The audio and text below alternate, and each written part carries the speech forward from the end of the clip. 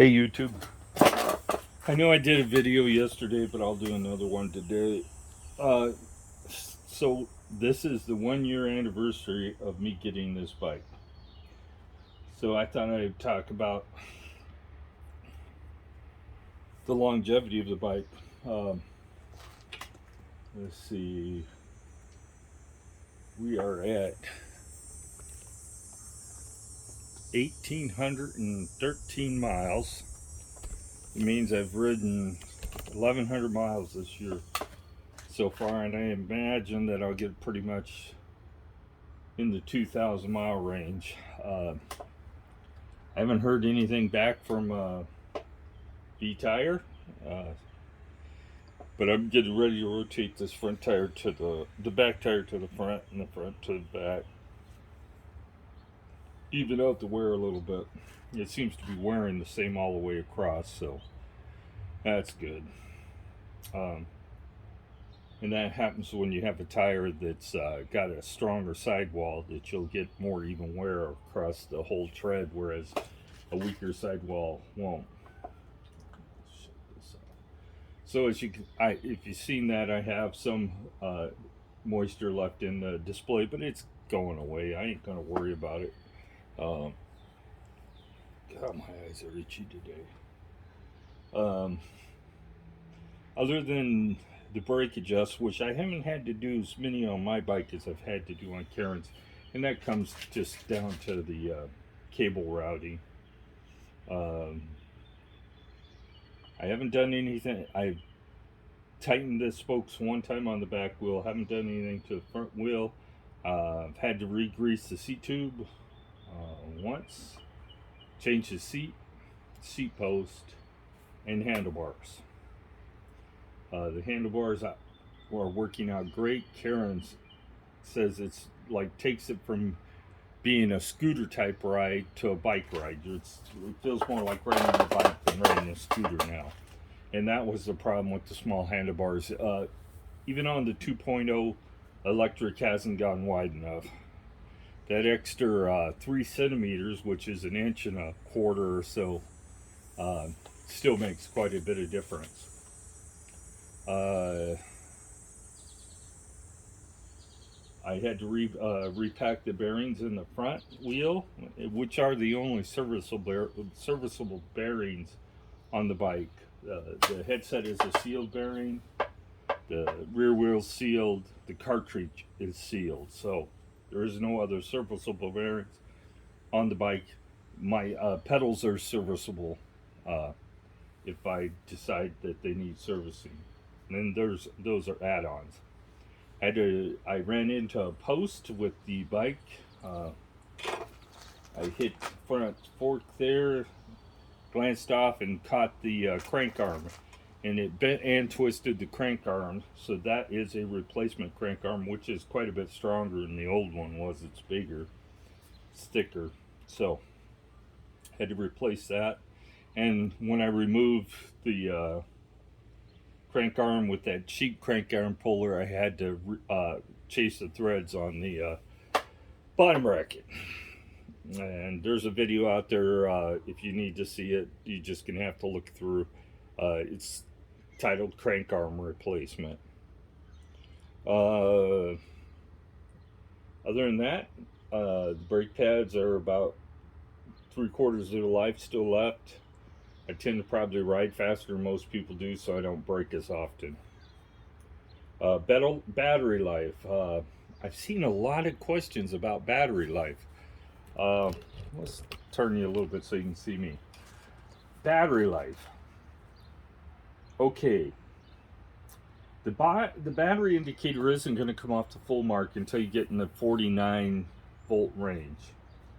Once you get below 49 volts, the battery sags more, meaning that the amount of voltage, when you turn the throttle or pedal, the amount of voltage available drops down about 3 volts, whereas a pre-49 volts, it's only about 1.5 volts or 2. So the more the battery sags, the more likely it is to cut the motor, because once you get to the 40 volt range on this bike, it's going to cut the motor, the battery. And that's a product of the battery management system, BMS. The BMS keeps the battery from charging when it's too cold, charging when it's too hot, and overcharging. It decides when the battery is fully charged. So, lithium battery charges to 80% fairly quickly, probably an hour or two. It's that other 20% that takes longer. It takes the remaining time of however long it takes to charge the battery. So, let's say if it takes an hour and a half to get to 80% from flat, the other remaining 2.5 to 3 hours is going to be spent balancing the battery, and that's what the BMS does. It balances all the cells so they still stay in range of where they should be. They should all be within a couple of percentage points of each other. So, and if they get too far out of balance and the BMS cannot balance the batteries, then you're going to get a battery fault. So, I have around 300 charges on this battery, and they advertise the battery life at about 300.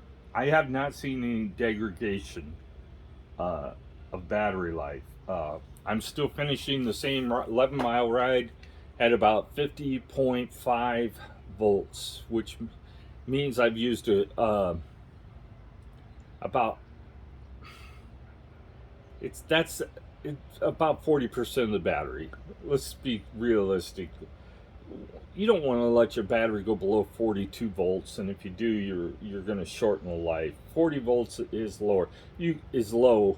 You can set it as low as 39 volts for the cutoff point, and some people say it doesn't hurt it. But my thought is, I'd like to say I'm only going to go below 42 volts if I absolutely have to, and then it may not. The battery may cut on and come back on, cut off and come back on, just depending on how much battery sag you get into. So then it's going to require you to put more effort into your pedaling when you get to that point. So the battery sags quite a bit. 49 volts, I'm going to say you're at 50% of your battery life, although some people might say you're only 40% of your battery life, but in all actuality, you're in the 50% range. I thought we were going to get a package. He's probably missing us. The UPS guy hasn't had to come here in a long time. So the BMS will cut the battery at 40 volts. You can set that. You can set it at 42, 39, wherever you want to. Whatever is appropriate for your situation. So at 300 battery charges, I'm not seeing any degradation. In the wintertime, there was a few times I just didn't ride the bike because of the weather, and I left the battery at 80%. The experts are saying to leave it at 60, but then again, the experts are now saying that you should never charge your battery over 60%. Well, that's fine if you're using a computer that's mainly plugged in there all the time, or your cell phone, which you can keep plugged in all the time. But for a bicycle, that's just not realistic. So I haven't seen a lot of problems with the battery life.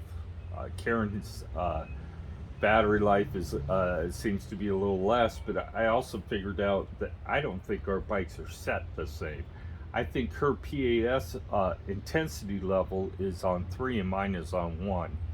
And that's why when we're out riding together, there's a lot of times you'll see her ahead of me because her bike is requiring her to put less effort to go faster. So, yeah, you can set the intensity. The higher the number, the more intense the PS will come on, and the faster you'll go to a point. So, I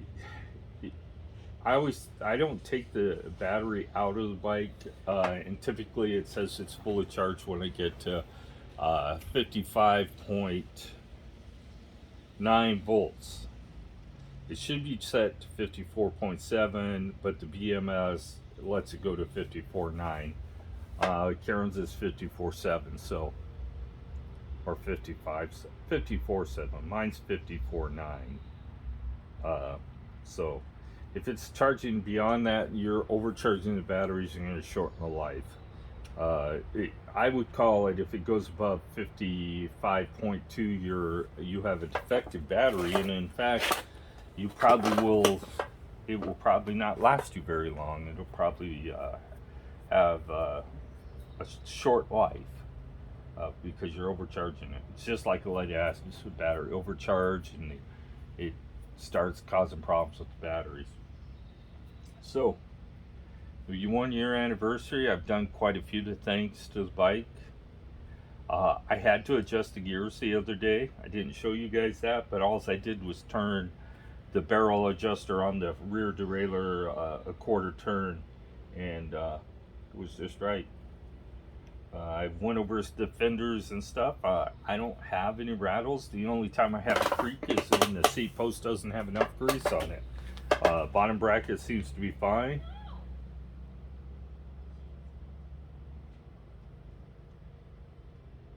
Well, I don't know what that was. So, we're getting ready to go out for a ride. Karen's probably in there getting ready. That's what I've done to the bike. I haven't spent much on it. I think the seat post was $20, the seat was $50, the handlebars were $27. So we're all in about $100 worth of upgrades on the bike. And I don't know if you call the seat post an upgrade, but for the adjustability, it is an upgrade. It's one less failure point on the seat, is the way it connects. And on those cheap metal ones, after a while you find that the ratchet mechanism will wear out and you can't keep your seat level. You guys, there's what my seat looks like, and Karen's of course is the Cloud 9 woman specific seat. It's not just a standard Cloud 9, it's specifically designed for a woman. I am a stickler on that. You guys can buy whatever seat makes you feel good, but it comes right down to it. I guarantee you, you're leaving comfort on the table if you're not using a gender-specific seat. So,